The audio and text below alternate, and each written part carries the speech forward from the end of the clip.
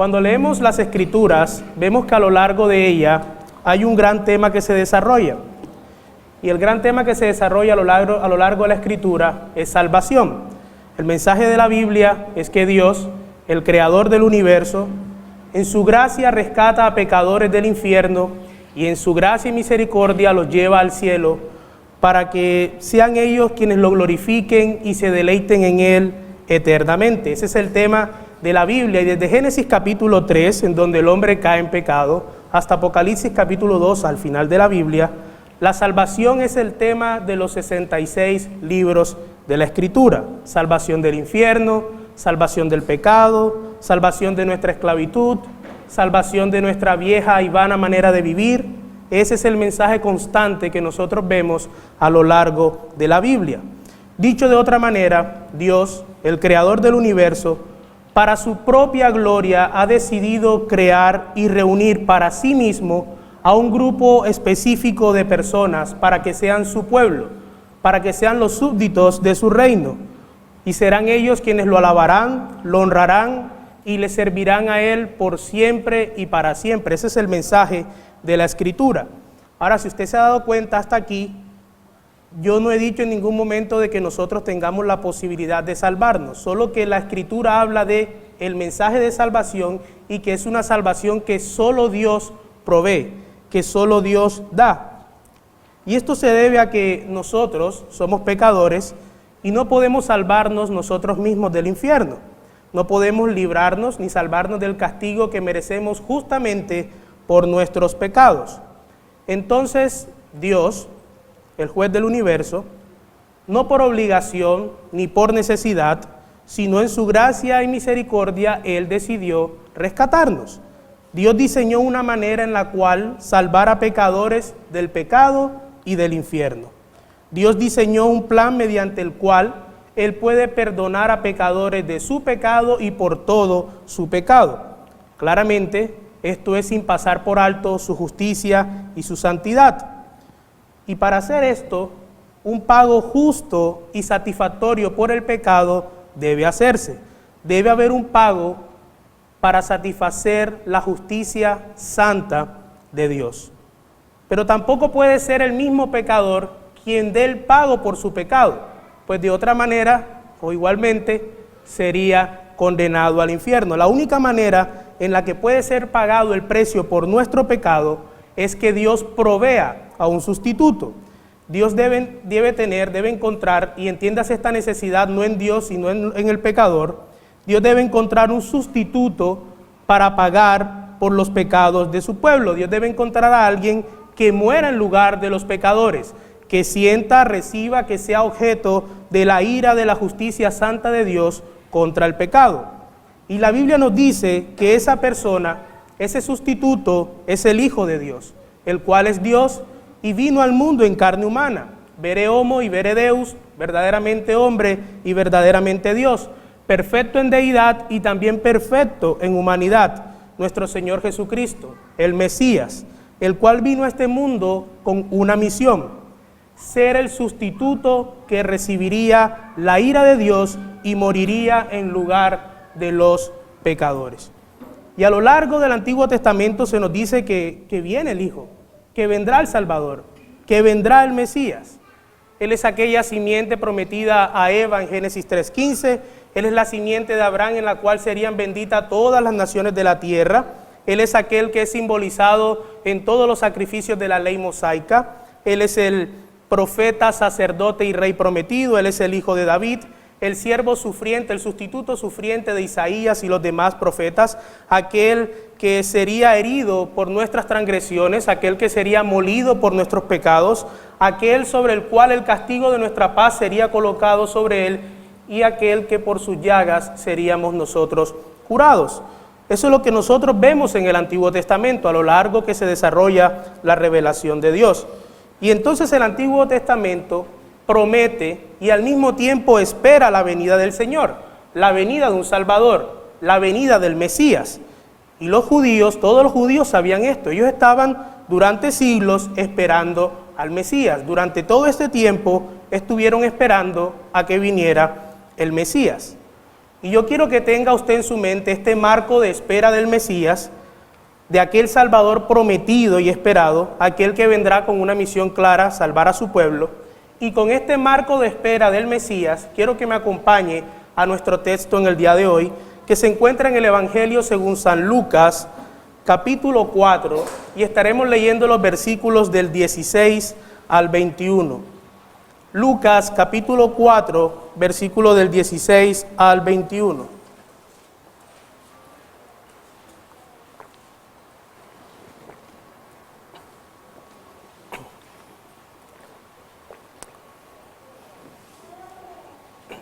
Dice la bendita palabra del Señor. Lucas 4, del 16 al 21. Llegó a Nazaret, donde se había criado, y según su costumbre, entró en la sinagoga el día de reposo y se levantó a leer. Aquí está hablando el pasaje del Señor Jesucristo. Le dieron el libro del profeta Isaías, y abriendo el libro, halló el lugar donde estaba escrito: el Espíritu del Señor está sobre mí, porque me ha ungido para anunciar el evangelio a los pobres.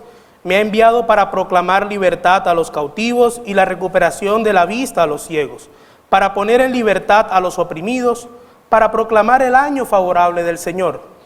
Cerrando el libro, lo devolvió al asistente y se sentó, y los ojos de todos en la sinagoga estaban fijos en él. Y comenzó a decirles: hoy se ha cumplido esta escritura delante de vosotros. Otras traducciones dice: hoy se ha cumplido esta escritura que habéis oído. Entonces, luego que nuestro Señor Jesucristo principia su ministerio, Él llega a la sinagoga, le es dado el rollo del profeta del libro Isaías, y dice que halló el lugar donde está el pasaje que acabamos de leer en la mañana de hoy. Y luego de haberlo leído, Él termina diciendo: hoy se ha cumplido esta escritura delante de vosotros. Nuestro Señor Jesucristo le estaba diciendo a los hombres allí presentes en la sinagoga: yo soy el cumplimiento de esta profecía.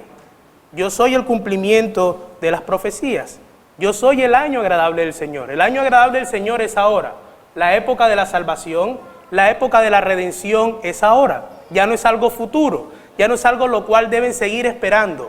Es hoy. La salvación ha llegado. Yo soy el cumplimiento de estas profecías. Yo soy su Mesías. Entonces, lo interesante aquí, Jesús se está presentando como el Mesías, y lo interesante e importante en este pasaje es ver qué papel va a desempeñar el Mesías, cuál es la misión que va a desempeñar o a realizar el Mesías y por quiénes ha venido el Mesías. Vamos a ver qué papel va a cumplir el Mesías, cuál es su misión y por quiénes ha venido el Mesías. El sermón en la mañana de hoy lo he titulado Esperanza en la gloriosa misión del Mesías, esperanza en la gloriosa misión del Mesías. Y he dividido el sermón de hoy en dos puntos básicos. En primer lugar, veremos los oficios del Mesías en su misión. ¿Cuáles son los oficios, los roles, los papeles que viene a desempeñar el Mesías? Lo veremos en primer lugar. Y en segundo lugar, veremos los beneficiarios del Mesías en su misión. ¿Por quiénes ha venido el Mesías? Eso lo vamos a ver en nuestro segundo punto. Desarrollemos pues nuestro primer punto, los oficios del Mesías en su misión. Entonces, nuestro Señor Jesucristo acaba de declarar en la sinagoga que el Espíritu Santo está sobre Él y que Él ha sido ungido. Con esta declaración de que Él ha sido ungido, nuestro Señor Jesucristo se está presentando ante ellos como el Cristo. Recordemos lo que el título de Cristo significa. Quiere decir el ungido o el que es ungido. Y surgen las preguntas: ¿ungido de qué o ungido para qué? Bueno, cuando nosotros vemos en el Antiguo Testamento nos damos cuenta que existían tres oficios de mediadores: el oficio de profeta, el oficio de sacerdote y el oficio de rey. Aquellos que cumplían o desempeñaban estos roles eran ungidos por Dios para realizar una tarea específica, y también mediante la unción del Espíritu Santo eran capacitados para desempeñar estos oficios, estos roles. Y la Escritura va a ir mostrando de manera progresiva que va a venir el ungido, no un ungido como ciertamente hubo muchos ungidos a lo largo de la historia del pueblo de Israel, sino que vendría el ungido supremo.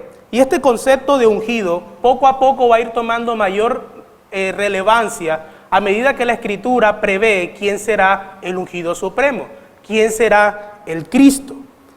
Y aquellos que cumplían estos oficios, los que eran ungidos, cumplían los oficios de profeta, sacerdote y rey. Ellos eran intermediadores, eran intermediarios entre Dios y su pueblo. Por ejemplo, el profeta era un intermediario de parte de Dios para el pueblo. Él hablaba la palabra de Dios para el pueblo. En un sentido, el profeta hablaba de frente al pueblo y tenía a Dios en sus espaldas. El oficio de sacerdote también era un intermediario entre Dios y su pueblo, pero en este caso el sacerdote venía a favor del pueblo. Él hablaba directamente hacia Dios y en un sentido tenía el pueblo a sus espaldas. Y el rey también era un mediador, ya que, como sabemos, el rey no era autónomo, sino que el rey debía reflejar, representar el gobierno de Dios, el gobierno justo de Dios durante su pueblo. Dios lo llamaba para que fuera un virrey. En un sentido, los reyes que eran establecidos eran para que fueran aquellos que administraban el gobierno del gran monarca, del monarca cósmico, es decir, de Dios. El rey estaba bajo la ley de Dios y el rey debía mantener la ley de Dios en su pueblo. Y en este pasaje que el Señor está exponiendo en Lucas, que nos cuenta Lucas, el Señor está hablando o exponiendo el pasaje que en sus Biblias y en mi Biblia aparece en el capítulo 61 del libro de Isaías. Nuestro Señor Jesucristo, el tramo que tomó, el pasaje que tomó es el que corresponde en nuestras Biblias a Isaías 61.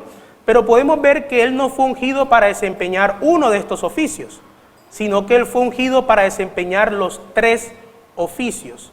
Es lo que Calvino llamó el munus triples, un oficio triple. Nuestro Señor Jesucristo fue ungido, capacitado para realizar los 3 oficios. Él fue ungido como profeta para predicar las buenas nuevas, Él fue ungido como sacerdote para vendar a los quebrantados de corazón, y Él fue ungido como rey para publicar libertad a los cautivos. Él fue ungido por el Espíritu Santo con el fin de capacitarlo para la labor que ejercería nuestro mediador. Dice, he sido ungido fue ungido con un propósito. Y esta labor fue decretada por Dios desde la eternidad. Estos oficios que nuestro Señor Jesucristo, esta misión que venía a realizar el Mesías, no fue el plan B. No es como muchos creen y enseñan que el Padre iba a destruir a la humanidad y Cristo se interpuso y dijo, no, Padre, no elimines, no acabes la humanidad, yo voy y muero por ellos. No.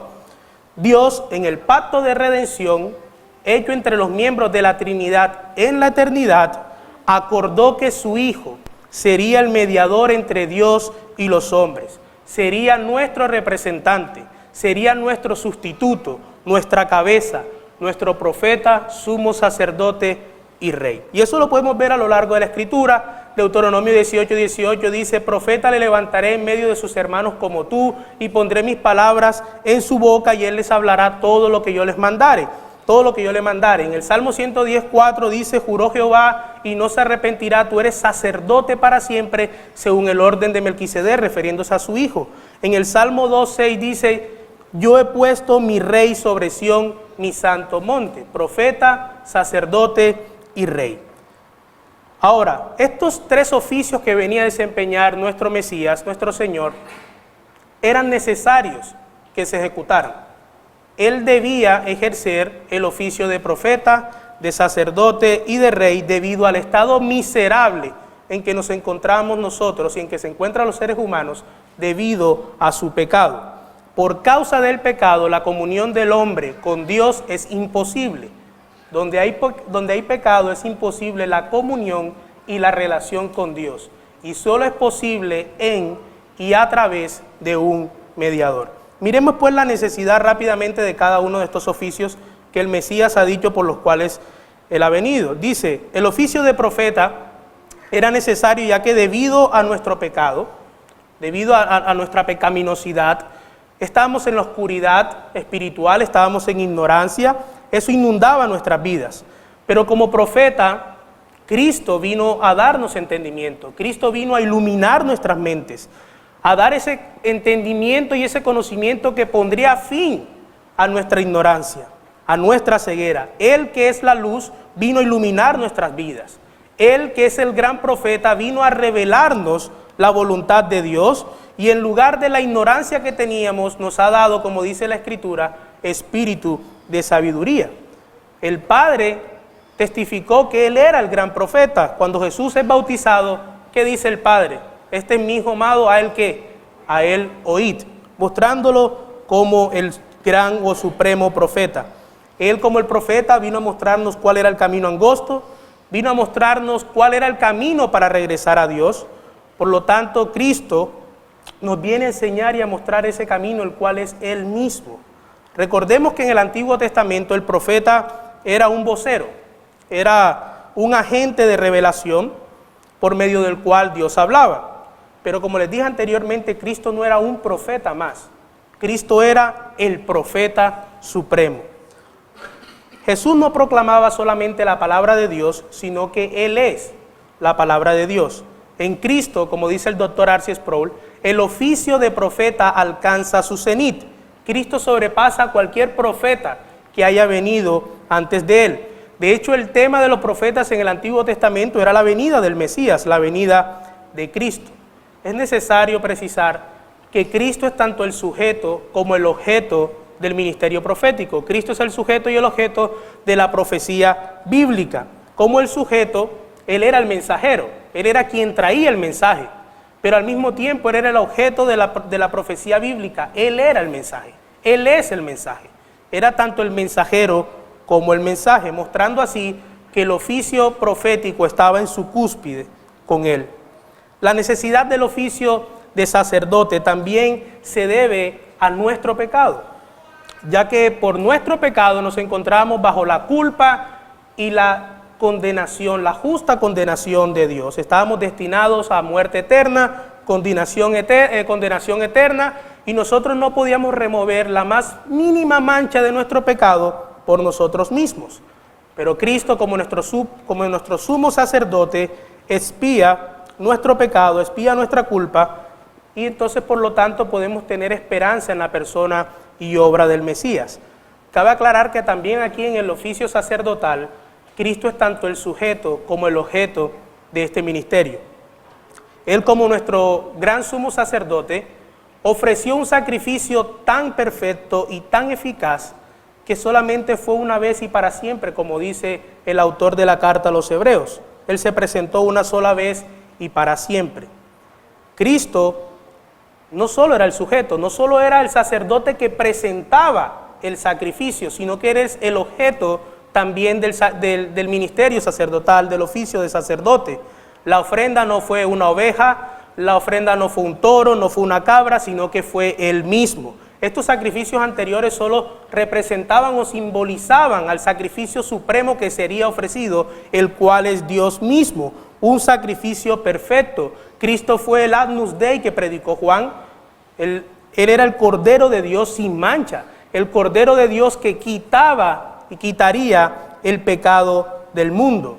Jesús ofreció el sacrificio supremo en lugar nuestro, pero al mismo tiempo Cristo fue el sacrificio también. Él ofreció el sacrificio y Él mismo fue el sacrificio, llevando también el oficio de sacerdote a la cúspide. ¿Y la necesidad del oficio? ¿Era necesidad que Cristo desempeñara el oficio como rey? Claro que sí. ¿Por qué? Debido a nuestro pecado, por tercera vez. Si nota que la necesidad es debido a nuestro pecado, ya que debido a él nos encontramos en la esclavitud y la culpa. Nosotros éramos esclavos de Satanás, esclavos del pecado, y si tú, mi querido amigo que me estás viendo por el video, estás aquí presente, estás sin Cristo, tú eres esclavo de tu pecado y eres esclavo de Satanás. Tú no puedes librarte por ti mismo de tu esclavitud, al igual que nosotros en otro tiempo tampoco podíamos. Dios tuvo que venir para podernos librar de nuestras cadenas. Cristo, como ese rey soberano, como ese rey poderoso y omnipotente, nos libera, Él nos regresa, Él llevó cautiva la cautividad y como rey poderoso destruyó el dominio del pecado en nosotros. Él como rey vino a publicar libertad a los cautivos y apertura de cárcel a los presos. Él es el Rey Supremo. Entonces hemos visto hasta aquí los oficios que el Mesías venía a desempeñar, el de profeta, sacerdote y rey. No un profeta, sacerdote y rey cualquiera, sino que Él era el profeta supremo, el sacerdote supremo y el rey supremo. Sin embargo, para conocer aún a mayor profundidad la misión del Mesías, debemos detenernos en nuestro texto, ya que su ministerio es definido, es descrito en este pasaje. Y esto nos conecta con nuestro segundo punto, que es los beneficiarios del Mesías. Cuando el Mesías viene, ¿qué es lo que va a hacer y por quiénes Él lo va a hacer? Nuestro texto dice que Él predicará el evangelio a los pobres, que proclamará libertad a los cautivos, que les dará vista a los ciegos y libertará a aquellos que están oprimidos, que proclamará el año agradable del Señor. Entonces, en el versículo 18, su ministerio es descrito en una serie de frases que describen la misión del Mesías, la obra del Salvador y sus beneficiarios. Y encontramos que 4 metáforas. En nuestro pasaje encontramos 4 metáforas: los pobres, los cautivos o prisioneros, los ciegos y los oprimidos. Hay 4 metáforas. Estas 4 metáforas dan un marco representativo de la condición del pecador. Esto describe exactamente al pecador, al no redimido, a aquel que no es salvo, a aquel que está perdido, a aquel que no ha sido convertido, que no ha nacido de nuevo, a aquel que no ha sido perdonado por Dios. Nos muestra un resumen de la obra de la salvación. Él va a predicar buenas nuevas a los pobres, libertad a los cautivos, vista a los ciegos y libertad a los oprimidos. Entonces, cada una de estas características representa un cuadro metafórico, no de diferentes tipos de pecadores, sino del mismo pecador. El pobre, el cautivo, el ciego y el oprimido es el mismo pecador descrito en estas 4 metáforas, en la condición desesperada de su necesidad. Y esta es la manera en que usted y yo debemos ver al inconverso. Es así como la Biblia lo presenta. El inconverso es un pobre, es un esclavo, es un ciego y es un oprimido. De hecho, ellos físicamente hablando, humanamente hablando, ellos pueden ser ricos, ellos pueden sentirse libres, pueden no tener problemas físicos como la ceguera y pueden sentirse realizados en todo lo que emprendan. Pero lo cierto es que la Biblia, la cual muestra una radiografía exacta del pecador, nos dice que fuera de la salvación que Cristo provee, que fuera de la salvación que solo Cristo trae, ellos son pobres, cautivos, ciegos y oprimidos. Esa es la descripción exacta que da la Escritura acerca del pecador. Esta es la condición real y desesperada en la cual él se encuentra. Y hasta que el pecador no reconozca su situación, hasta que el pecador no reconozca esta condición terrible en la cual se encuentra, entonces no habrá un deseo de buscar un Salvador. Si él no reconoce su situación, ¿para qué necesita un Mesías? ¿Para qué necesita a un Salvador? Él tiene que ver y comprender su situación real para que entonces se vuelva al único que los puede librar. Tienen que reconocer que no tienen nada en sí mismo para poder resolver el estado mortal inminente en el cual se encuentran. Y ese es el punto de lo que Jesús está diciendo aquí. Cuando Él muestra el significado de Isaías, cuando el Mesías viene, Él va a realizar su obra ¿con quiénes? Con los pobres, con los ciegos, con los cautivos y con los oprimidos. Entonces vamos a desarrollar cada una de estas 4 metáforas para ver por quiénes ha venido el Mesías y qué tiene para enseñarnos cada uno de ellos. Desarrollemos el primero. En el versículo 18 ya el Señor ha dicho que el Espíritu del Señor está sobre Él, lo cual lo está identificando como el Mesías. El Espíritu lo ha ungido y el primer propósito para el cual el Espíritu Santo lo ha ungido y lo ha capacitado es para predicar el Evangelio a los pobres. El Mesías va a estar capacitado para predicar buenas nuevas a los pobres. Y las buenas nuevas aquí no son que las personas pobres van a volverse ricas físicamente o económicamente. Eso no es lo que quiere aquí. Lo que quiere decir aquí el texto. Las buenas nuevas no son prosperidad económica más allá de lo que usted está acostumbrado a ver por la televisión o en muchas otras iglesias. Las buenas nuevas no es una mejoría material tampoco. Aquí estamos hablando de riquezas espirituales. Las buenas nuevas son que las personas pobres espiritualmente, que están espiritualmente arruinadas, pueden ser libradas de su pobreza espiritual. Son esas bendiciones espirituales por las cuales el apóstol Pablo bendice el nombre del Señor en Efesios capítulo 1. Ahora, en nuestro texto hay una palabra que enriquece mucho el entendimiento y es la palabra pobres que es usado aquí. La palabra que el griego usa es tokos, P-T-O-C-H-O-S, tokos, la cual viene de un verbo que significa encogerse o acobardarse. Y la idea que presenta Tocos es la de un mendigo, una persona que está en las esquinas, en las sombras, en el rincón, encogiendo, acobardándose y que solamente puede extender su mano apelando a la misericordia de alguien más. Alguien que se esconde y se encoge en las esquinas, en los rincones. Se refiere a una persona que está en destitución total, una persona que está en bancarrota absoluta, que siempre está mendigando, que está quebrado totalmente, que está destituido de todos sus recursos. Eso es lo que quiere decir Tocos. Ahora, esta palabra es la misma que se usa para referirse en el mismo Evangelio de Lucas al mendigo Lázaro, ¿lo recuerdan? Que dice que él mendigaba por las migajas que caían de la mesa para poder comer algo. Esa es la palabra que se usa para pobre en el pasaje que acabamos de leer y en el de Lázaro, pero no es la palabra habitual para pobres. La palabra habitual que se usa para pobre en el griego es penicros, que significa que tú tienes muy poco. Penicros quiere decir, en el sentido de pobre, que es que tú tienes poquito, tienes poco, pero no es la palabra que está usando nuestro texto. Penicros, por ejemplo, se usa cuando se habla acerca de la viuda que dio de lo poco que tenía. Ella era pobre, tenía algo, pero era muy poco, es penicros. Pero nuestro pasaje está usando tocos, que quiere decir que tú no tienes absolutamente nada. No tienes nada, y esa es la palabra usada aquí en nuestro pasaje. El Mesías vendrá y va a traer buenas nuevas a la gente que está destituida, la gente que no tiene nada. Y espiritualmente hablando, estas personas que reconocen, está hablando de las personas que reconocen que no tienen nada de lo cual puedan presumir. ¿Recuerdan Lucas 6:20? Bienaventurados vosotros los pobres. Esta es la palabra usada ahí. Porque vuestro es el reino de los cielos. Y el pasaje paralelo, que es Mateo 5:3, dice, bienaventurados los pobres ¿en qué? En espíritu. No en dinero, sino en espíritu. Esos son los pobres por los cuales ha venido el Mesías. Es la condición de todo pecador. Todo pecador está en ruina espiritual. Todo pecador está en absoluta pobreza espiritual. Puede considerar su justicia como trapos de inmundicia, como dice el profeta Isaías.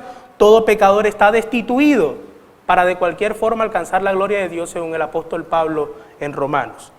Y sin duda alguna esto iba en contra de la mentalidad judía a la cual Cristo se estaba presentando. Ellos pensaban que mediante sus buenas obras, que mediante sus esfuerzos al guardar la ley ceremonial y obedecer el sistema mosaico y con todo el sistema de leyes que incluso ellos habían inventado con su legalismo, podían aportar y ganar algo para la salvación. Pero Jesús viene y destroza completamente su perspectiva y dice que las únicas personas por las cuales el Mesías puede traer salvación son aquellas que reconozcan su pobreza absoluta, su destitución, su ruina espiritual. Y mientras usted piense que usted es una buena persona, mientras que usted piense que su religiosidad le sirve de algo, que su moralidad le sirve de algo o añade algo a su salvación, usted está condenado al infierno eterno y también está en la misma condición irremediable, a menos que usted sea como los pobres de este pasaje. Los pobres son aquellos que reconocen su ruina total, su ruina espiritual. Ellos saben que son totalmente incapaces, que no tienen recursos humanos para resolver su dilema, que no tienen nada consigo, que solo pueden pedir y clamar a Dios por su misericordia para que los libre. El pobre de este pasaje es aquel que llega al punto de reconocer que no tiene ningún recurso disponible para salvarse. Y solo así entonces puede recibir la gracia de la salvación. No hay orgullo, no hay jactancia, no hay mérito, no hay confianza en uno mismo, no hay nada que ofrecer a Dios. Y esta pobreza de la cual está hablando nuestro pasaje no es un acto de piedad falsa, es piedad y humildad sincera, es reconocer de manera real que son pobres, así como el publicano en Lucas 18, ¿recuerdan? En la oración del publicano y el fariseo. ¿Cómo oraba el fariseo? Señor, te doy gracias porque yo no soy como este publicano. Pero cuando nosotros vemos al publicano, él dice la escritura que estaba encogiéndose, acobardándose, o sea, decía, no podía ni siquiera alzar su rostro. Él reconocía que no tenía nada consigo mismo y solo decía, sé propicio a mí, que soy pecador. ¿Y qué dice Jesús? Ciertamente el que fue justificado a su casa fue aquel que reconoció su pobreza, su destitución total. Es el estado entonces de pobreza espiritual de este pasaje, cuando una persona ve su propia condenación y que no puede hacer nada por liberarse. Entonces estos pobres de los cuales estamos hablando son pecadores perdidos, pecadores sin recursos por causa de su pecado. Pero además, en tercer lugar, miren la terrible situación en la cual se encuentra el pecador. Es ciego solamente en virtud de ser un pecador caído, es ciego como señal de la justicia de Dios, pero también es ciego debido a Satanás. Él ha sido cegado naturalmente, judicialmente y satánicamente. Según de Corintios 4:4 dice, en los cuales el Dios de este siglo cegó el entendimiento de los incrédulos. Estamos hablando de una ceguera total.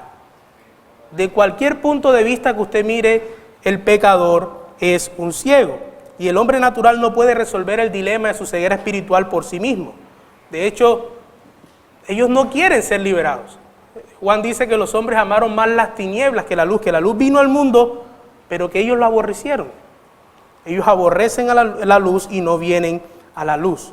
Pero nuestro pasaje, nuestro texto, el Mesías está diciendo que ha venido por ellos, que hay esperanza.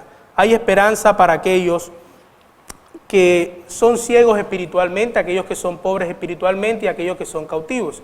Nuestro Señor Jesucristo dice que Él ha venido a dar vista a los ciegos, que Él es la luz del mundo y el que lo sigue no andará en tinieblas, y que tendrá la luz de la vida. Según de Corintios 4:6 dice, después que ha dicho que Satanás cegó a los incrédulos, dice que Dios, que mandó que de las tinieblas resplandeciese la luz, es el que resplandeció en nuestros corazones para iluminación del conocimiento de Dios en la faz de Jesucristo.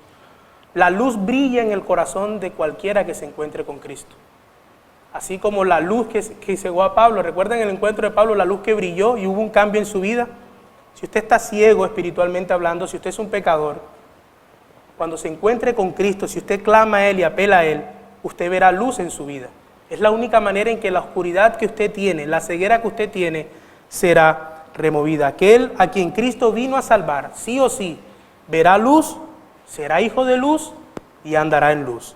Entonces el Mesías ha venido por aquellos que están en pobreza espiritual y lo saben, por aquellos que están encarcelados y lo saben, por aquellos que son ciegos y lo saben, pero finalmente el Mesías ha venido por los oprimidos. Esta es la cuarta metáfora que describe y representa al mismo pecador.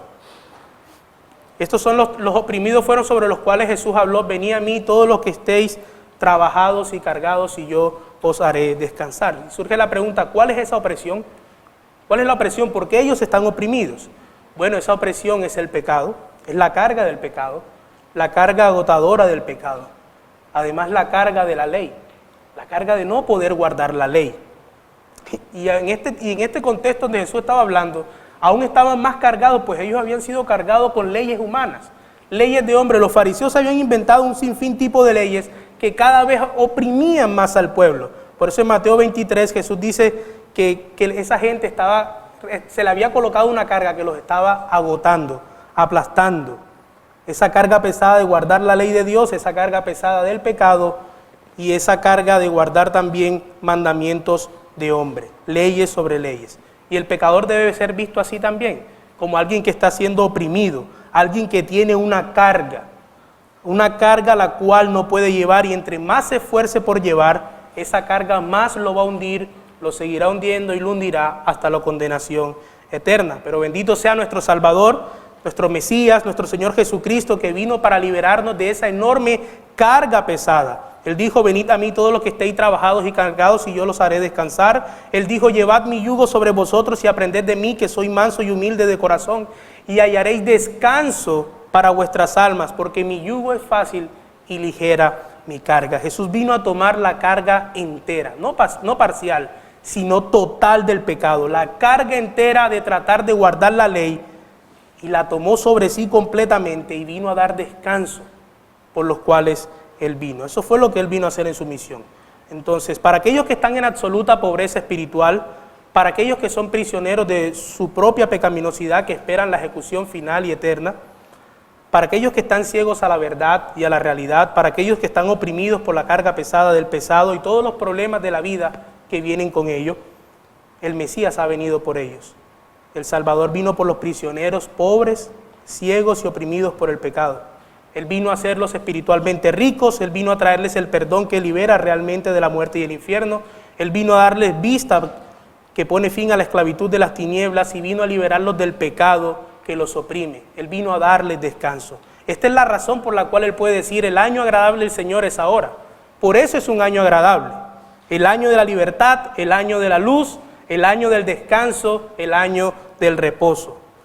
Y por ahora, como dijo el apóstol Pablo, es la época de la salvación. Hoy es el día de la salvación. Es ahora que hay oportunidad. Es el momento para los pobres, los prisioneros, los ciegos y los oprimidos de venir al Mesías y ser perdonados y recibir la salvación de Dios. Mi querido amigo que te encuentras sin Cristo, sea que estés en este lugar o que me veas a través del video, nosotros hemos visto en el día de hoy cuál es la descripción exacta que hace la palabra de Dios sobre ti. Tú eres pobre espiritualmente, tú eres un cautivo del pecado, tú eres un ciego espiritual y mereces la condenación justa y eterna de Dios.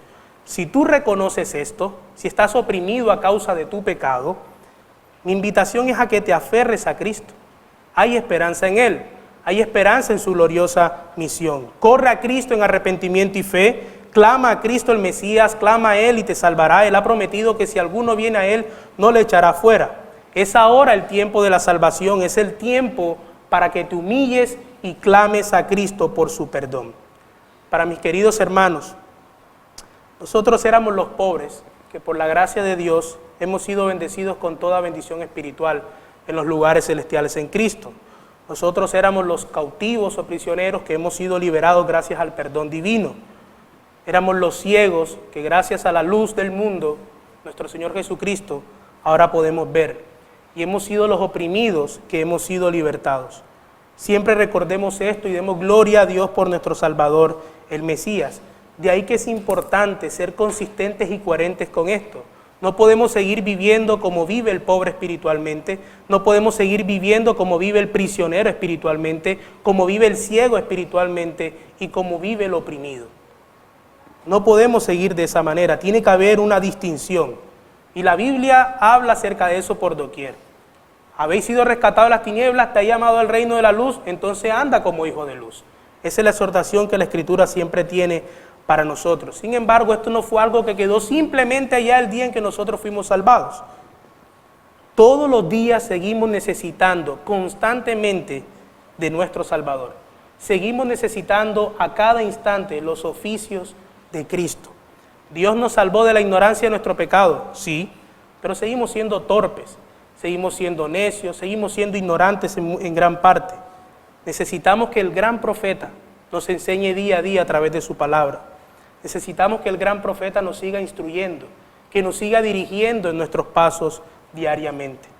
¿Sí? Gracias a su sacrificio perfecto, gracias al sacrificio perfecto del sumo sacerdote, hemos sido perdonados y podemos entrar confiadamente ante el trono de la gracia. Pero pregunto, ¿quién de nosotros no peca a diario? ¿Quién de nosotros no transgrede la santa ley de Dios constantemente? Pero gloria a Dios por nuestro sumo sacerdote, que sigue intercediendo día y noche por ti y por mí. Sigue ejerciendo su oficio de sacerdote. Dios nos libertó de la esclavitud del pecado y Satanás, sí, pero seguimos siendo débiles. Nosotros no podemos ganar la mínima batalla contra nuestros enemigos, a no ser que nuestro rey pelee de nuestro lado. Necesitamos la ayuda de ese rey omnipotente, soberano y conquistador para que nos libre a diario de nuestras luchas y batallas. Mis hermanos, nuestra necesidad por los oficios de Cristo diariamente es absoluta. Depositemos siempre nuestra esperanza y confianza en nuestro glorioso Salvador y en su misión. Glorias sean dadas al Padre por decretar la gloriosa obra del Mesías. Glorias sean dadas a nuestro Señor Jesucristo por ejecutar la gloriosa misión que le fue asignada. Y glorias sean dadas al Espíritu Santo por aplicar la gloriosa misión del Mesías en nuestras vidas. Que el Señor bendiga su palabra.